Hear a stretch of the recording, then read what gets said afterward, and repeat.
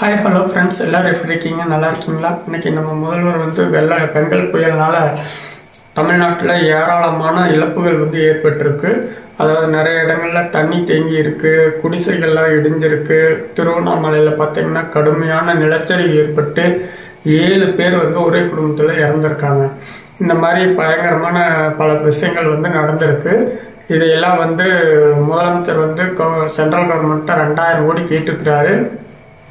உடனடியாக பாதிக்கப்பட்ட எல்லா மாவட்ட மக்களுக்கும் 2000 ரூபாய் அறிவிச்சிருக்காரு. அது போக உயிரிழந்தவங்களுக்கு தலா 5 லட்சம், அதுக்கப்புறம் பசுமாடு, ஆடு, ஹெக்டேர் இந்த மாதிரி நெல் எல்லாத்துக்குமே இழப்பீடு அறிவிச்சிருக்கிறாங்க கவர்மெண்ட்ல. அது உரிய முறையில் சென்று சேர்ந்ததுன்னா ரொம்ப சந்தோஷம். அடுத்தது நம்ம ட்ரம்ப் ஒரு விஷயத்தை பண்ணியிருக்காருங்க. நீங்கள் பிரிக்ஸ் நாணயத்தை கொண்டு வந்தா இந்தியா உங்களை நாங்கள் 100% வரி போடுவோம் அப்படிங்கிறாங்க. இதனால நம்ம ஜெய்சங்கரும் மோடி அவர்களும் அப்படியே என்ன முடிவு எடுக்கிறதுன்னு தெரியாமல் யோசிச்சுட்டு இருப்பாங்கன்னு நினைக்கிறோம். அடுத்து என்ன நடக்க போகுது அப்படிங்கிறத பார்ப்போம். அதுக்கப்புறம்